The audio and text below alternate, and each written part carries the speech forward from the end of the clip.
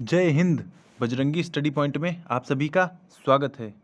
इस वीडियो में हम लोग यूपीएससी एग्ज़ाम पैटर्न की बात करेंगे कि यूपीएससी एग्ज़ाम होता क्या है, यानी यूपीएससी क्या है, यूपीएससी एग्ज़ाम कौन दे सकता है और इसमें एज लिमिट कितनी होती है, यूपीएससी कितनी बार दे सकते हैं यानी अटेम्प्ट कितना होता है और यूपीएससी का फॉर्म कब आता है। तो इन सभी पहलुओं पर हम लोग बहुत ही डिटेल से चर्चा करने वाले हैं, क्योंकि अभी हाल ही में यूपीएससी 2023 का फाइनल रिजल्ट आया है और उसमें जब मैंने फाइनल रिजल्ट वाला वीडियो बनाया था तब मैंने कहा था कि किसी दिन यूपीएससी को लेकर डिटेल चर्चा करेंगे। तो उसी में आज मैंने ये वीडियो बनाया है। इसमें हम लोग पूरी बात करेंगे कि इसका एग्ज़ाम पैटर्न क्या होता है, कैसे इसमें फाइनल सिलेक्शन होता है और इसमें 3 स्टेजेस होते हैं, उन पे भी हम लोग चर्चा करेंगे। तो वीडियो स्टार्ट करने से पहले जो हमारे चैनल पर पहली बार आया हो, चैनल को सब्सक्राइब कर ले ताकि कोई भी जानकारी अगर होती है तो आप सब तक वीडियो के माध्यम से साझा कर दी जाए। तो स्टार्ट करते हैं अपने वीडियो को। तो सबसे पहले ये जानते हैं कि यूपीएससी है क्या। तो यूपीएससी एक आयोग है, इसका पूरा नाम होता है यूनियन पब्लिक सर्विस। तो यूनियन पब्लिक सर्विस कमीशन इसका पूरा नाम है, यानी ये एक आयोग है और ये आयोग है तो ये बहुत सारे एग्ज़ाम कंडक्ट कराता है। उन्हीं में से एक एग्ज़ाम है सीएससी यानी सिविल सर्विस का एग्ज़ाम। उसी को हम लोग आम बोलचाल भाषा में यूपीएससी का एग्ज़ाम बोल देते हैं। हालांकि यूपीएससी और भी एग्ज़ाम कराता है, जैसे सीडीएस हो गया, कंबाइंड डिफेंस सर्विसेज, या सीएमएस कंबाइंड मेडिकल सर्विसेज, और एनडीए का आपको पता होगा। यानी जो टॉप लेवल के एग्ज़ाम हैं इंडिया में या जो हाईएस्ट रैंकिंग वाले एग्ज़ाम हैं वो यूपीएससी ही कंडक्ट कराता है और उन्हीं में से एक एग्ज़ाम है सिविल सर्विसेज एग्ज़ाम। और इसी एग्ज़ाम से लोग आईएएस, आईपीएस या आईएफएस, आईआरएस बनते हैं। तो सबसे पहले ये क्लियरिटी होनी चाहिए कि यूपीएससी एक आयोग है और उस आयोग बहुत सारे जो पेपर कराता है उसमें से एक है सीएससी, सिविल सर्विसेज एग्जामिनेशन का पेपर। जैसे ज़्यादातर लोग सिविल सेवा का मतलब भी यही 2 सेवाएं समझते हैं कि सिविल सेवा का मतलब सिर्फ आईएएस और आईपीएस, तो नहीं। इसमें टोटल 21 सेवाएं होती हैं, यानी 21 सर्विसेज होती हैं, जिसमें कुछ इंपॉर्टेंट सर्विस हैं जैसे आईएएस और आईपीएस, ये सबको जनरली पता होती है। बाकी आईएफएस भी है, इंडियन फॉरेन सर्विसेज, और फिर इंडियन ऑडिट एंड अकाउंट्स, ये भी ग्रुप ए का है, Indian civil accounts, Indian defence account, Indian corporate law service, Indian defence states और इंडियन इंफॉर्मेशन सर्विस, और इंडियन फॉरेस्ट सर्विस भी होता है, फॉरेस्ट सर्विस, और आईआरएस, इंडियन रेवेन्यू सर्विस, जिसमें जिला कलेक्टर बना जाता है। वो सभी एग्ज़ाम यूपीएससी ही कंडक्ट कराता है और वो सभी एग्ज़ाम सीएससी यानी सिविल सर्विसेज एग्ज़ाम के माध्यम से कराए जाते हैं। तो आइए देखते हैं कि यूपीएससी सीएससी का एग्ज़ाम पैटर्न क्या है। तो यूपीएससी में 3 स्टेजेस होती हैं। पहला स्टेज है यूपीएससी का प्रीलिम्स, दूसरा स्टेज है मेंस और तीसरा स्टेज है इंटरव्यू।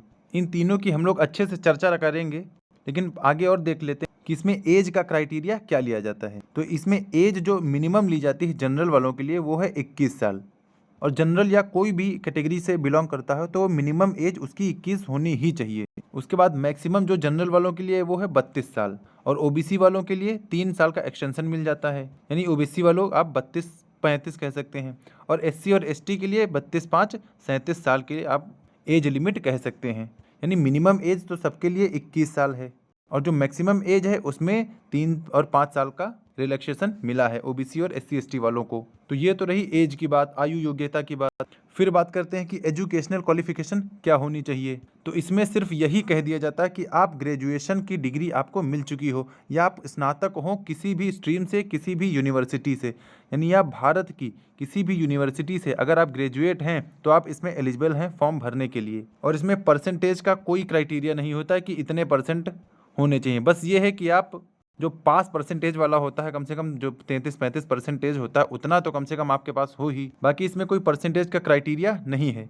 जिसके पास ग्रेजुएशन की डिग्री है वो इसमें फॉर्म भर सकता है। और एक बात और, जिसका फाइनल ईयर होता है या फाइनल सेमेस्टर होता है वो भी इस फॉर्म को भर सकते हैं, फाइनल सेमेस्टर वाले, लेकिन बशर्ते कि वो 21 साल अपनी एज कंप्लीट कर रहे हों। क्योंकि इसमें 2 क्राइटेरिया हैं, एक तो 21 साल मिनिमम एज होनी चाहिए और दूसरा ग्रेजुएशन होना चाहिए। तो अगर आप 21 साल के कंप्लीट हो गए हों और आपका फाइनल ईयर चल रहा है या फाइनल सेमेस्टर एग्जाम चल रहा है तब भी आप इसमें एलिजिबल हैं। एजुकेशनल क्वालिफिकेशन के बाद बात करते हैं नंबर ऑफ अटेम्प्ट्स की, कि कितने प्रयास सबको मिलते हैं। तो जनरल को 6 अटेम्प्ट मिलते हैं, और अटेम्प्ट कैसे काउंट किया जाता है इसके बारे में भी मैं आपको बताऊंगा। यानी जनरल वालों को 6 प्रयास मिलते हैं, 6 अटेम्प्ट मिलते हैं, ओबीसी वालों को 9 अटेम्प्ट मिलते हैं, और जो फिजिकल हैंडीकैप होते हैं उनको भी 9 प्रयास मिलते हैं, और जो SC ST हैं उनको अनलिमिटेड प्रयास मिलते हैं। अनलिमिटेड का मतलब जितनी उनकी उम्र होती है। यहाँ पर एज का क्राइटेरिया बताया गया है कि 37 साल, तो जब तक 37 साल के वो नहीं हो जाते तब तक वो SC और ST वाले अनलिमिटेड अटेम्प्ट दे सकते हैं। अनलिमिटेड का मतलब यहाँ ये होता है, ये नहीं कि 50 साल तक आप भरते रहें, तो ऐसा नहीं होता है। अनलिमिटेड का मतलब जो एज दी गई है उसके अंदर आप जितना चाहे उतना बार पेपर दे सकते हैं। और ये बात कर ले कि अटेम्प्ट या प्रयास काउंट कब किया जाता है, तो देखिए आपने फॉर्म भरा, फॉर्म भरने से मतलब नहीं है।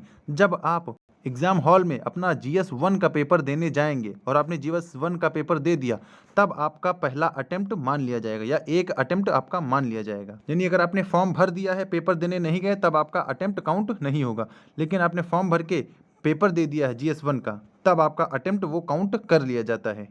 फिर एक बात कर लें कि फॉर्म कब तक आते हैं इसके, क्योंकि हर साल तो इसके फॉर्म आते हैं, तो इसके फॉर्म मार्च से स्टार्ट हो जाते हैं, मार्च तक चलते हैं, मार्च और अप्रैल तक इसके फॉर्म चलते हैं। और ये हर साल की बात है कि मार्च और अप्रैल के महीने में इसके फॉर्म आ जाते हैं।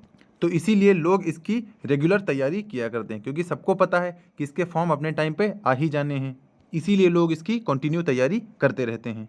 तो आइए अब बात कर लें कि इसमें फाइनल सिलेक्शन मिलता कैसे है। तो देखिए, सबसे पहले प्री एग्ज़ाम होता है, जिसे प्रीलिम्स बोला जाता है। प्रीलिम्स में 2 पेपर कराए जाते हैं, एक तो GS पेपर 1, एक GS पेपर 2, और दोनों 200 नंबर के होते हैं, 200 नंबर के। और जो GS पेपर 2 है, इसे ही CSAT बोला जाता है, सिविल सर्विस एप्टीट्यूड टेस्ट, और ये क्वालिफाइंग नेचर का होता है, ये क्वालिफाइंग नेचर का होता है। और जो आपको प्री पास माना जाता है वो GS पेपर 1 से पास माना जाता है, यानी प्री की कट ऑफ GS पेपर 1 से लगती है। और ये क्वालिफाइंग होता है, ये 33% क्वालिफाइंग होता है, यानी अगर आपके इसमें 33% नंबर हैं GS पेपर 2 CSAT में, तब आपकी GS पेपर 1 वाली कॉपी चेक होगी। अगर आप इसमें क्वालिफाई नहीं कर रहे हैं, तब आपकी ये कॉपी ही नहीं चेक होगी।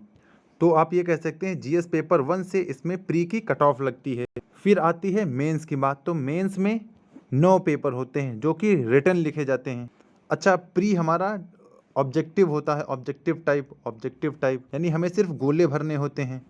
और मेंस में हमें लिखना पड़ता है, यानी ये डिस्क्रिप्टिव होता है, और इसमें हमें आंसर लिखना होता है मेंस में। और इसमें 9 पेपर होते हैं। और जो मेंस होता है ये टोटल 1750 नंबर का होता है।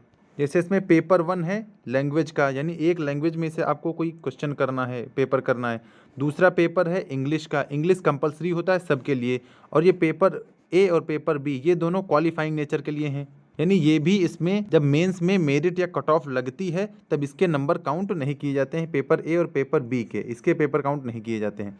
जब मेंस में मेन कट ऑफ लगती है तब ये पेपर काउंट किए जाते हैं मेरिट में, जिसमें पेपर 1 है एसए का, पेपर 2 है जनरल स्टडीज़ 1 का, पेपर 3 है GS 2 का, पेपर 4 है GS 3 का, पेपर 5 है GS 4 का, और पेपर 6 है ऑप्शनल सब्जेक्ट 1 का, और पेपर 7 है ऑप्शनल सब्जेक्ट 2 का। उसके बाद जो इसमें क्वालिफाई कर जाता है फिर उसको इंटरव्यू के लिए बुलाया जाता है, और इंटरव्यू होता है 275 नंबर का। तो इस तरह मेंस के 1750 और इंटरव्यू के 275 टोटल मिला के 2025 का टोटल पेपर होता है, और 2025 से ही फाइनल कट ऑफ निकाली जाती है। और जो फाइनल मेरिट में नंबर जुड़ते हैं वो मेंस के और इंटरव्यू के नंबर जुड़ते हैं, प्री का कोई रोल नहीं रह जाता है फाइनल कट ऑफ में। और आप पूछेंगे कि प्री की कट ऑफ कितनी जाती है, तो प्री की कट ऑफ आप 45 से 50 क्वेश्चन तक मान सकते हैं, 45 से 50 क्वेश्चन। हालांकि जो इस बार पेपर हुआ था इसमें लगभग 38-40 क्वेश्चन ही इसकी कट ऑफ गई थी। इसका एग्जैक्ट मुझे क्लियर नहीं है कि कितनी कट ऑफ गई थी, लेकिन आप 45 से 50 एवरेज मान सकते हैं कि अगर आप 45 से 50 के बीच में सही हैं तो आपका प्री क्वालिफाई हो जाएगा। और इंटरव्यू में क्या पूछा जाता है ये तो आपको पूछने की ज़रूरत ही नहीं है, क्योंकि इसमें करंट अफेयर्स भी पूछ सकते हैं, आपका कोई सब्जेक्ट से रिलेटेड पूछ सकते हैं, आपका कोई हॉबी से रिलेटेड कुछ भी क्वेश्चन पूछ सकते हैं। तो इंटरव्यू में आपका सिर्फ पर्सनालिटी टेस्ट होता है, ना कि उसमें आपके ज्ञान को नहीं परखा जाता है, उसमें आपके बॉडी लैंग्वेज को परखा जाता है। और ये उसमें जांचा जाता है कि आप किसी भी कंडीशन से निपटने के लिए तैयार रहते हैं कि नहीं इंस्टेंट, यानी अगर आपके सामने कोई अचानक से ऐसी स्थिति आ जाए जो थोड़ा ट्रेजिक हो तो आप उससे कैसे निपटेंगे। तो इस तरह इसके तीन स्टेज हो जाते हैं, पहला प्रीलिम्स है, दूसरा है मेंस और तीसरा है इंटरव्यू। और इंटरव्यू के बाद ही फाइनल कट ऑफ इसमें जारी की जाती है। और आप पूछेंगे कि मेन कंपटीशन कहाँ पे होता है, तो मेन कंपटीशन होता है प्रीलिम्स पास करने के लिए, क्योंकि इसमें जब फॉर्म पढ़ते हैं तो लगभग 8 से 10 लाख के बीच में फॉर्म पढ़ते हैं, और जब प्रीलिम्स लोग क्वालिफाई करते हैं तो एट मैक्स 10 से 12,000 लोग। तो यानी मेन कंपटीशन यही प्रीलिम्स में होता है, क्योंकि 8-10 लाख से सीधा 10-12 हज़ार, और 10-12 हज़ार के बाद जब मेंस में आते हैं तो उसमें 3 से 4 हज़ार लोगों को बुलाया जाता है, और फिर 3 से 4 हज़ार के बाद जितनी पोस्ट होती हैं उतने लोगों को फाइनल सिलेक्शन के लिए निकाल लिया जाता है। तो अब आई थिंक आपके सारे डाउट क्लियर हो गए होंगे कि यूपीएससी क्या है, एग्ज़ाम कौन दे सकता है, एग्ज़ाम जो ग्रेजुएट है और जो 21 साल का है वो इसमें एग्ज़ाम दे सकता है, एज लिमिट क्या है, मिनिमम एज है 21 साल और मैक्सिमम एज कैटेगरी वाइज बढ़ती चली जाती है, और यूपीएससी कितनी बार दे सकते हैं, जनरल में है तो आप 6 बार और कैटेगरी वाइज आप फिर 9 बार और अनलिमिटेड टाइम दे सकते हैं। यूपीएससी का फॉर्म कब तक आता है, तो फॉर्म भी मार्च अप्रैल में बता दिया गया है, और फॉर्म इसका पड़ता कितने का है, तो ये फॉर्म 100 रुपये का ये भरा जाता है, और ये भी जनरल, ईडब्ल्यूएस और ओबीसी वालों के लिए। बाकी एससी एसटी वालों के लिए इसमें कोई भी चार्ज फीस नहीं लगती है, और इसके सिलेबस को आप इसकी साइट से या गूगल से कहीं से भी डाउनलोड कर सकते हैं। जो ज़रूरी चीज़ें थी मैंने वो आपको यहाँ पर बता दी हैं, और मुझे लगता है कि अब आपको ये क्लियर हो गया होगा कि यूपीएससी होता क्या है और किस तरह के एग्ज़ाम ये कंडक्ट कराता है। तो वीडियो पसंद आया हो, समझ में आया हो तो इसे लाइक कर दें, चैनल पर पहली बार हो तो सब्सक्राइब कर लें, ताकि ऐसे ही इन्फॉर्मेटिव वीडियोज़ आप तक पहुँचती रहें। वीडियो देखने के लिए धन्यवाद। मिलते हैं नेक्स्ट वीडियो में, तब तक के लिए जय हिंद।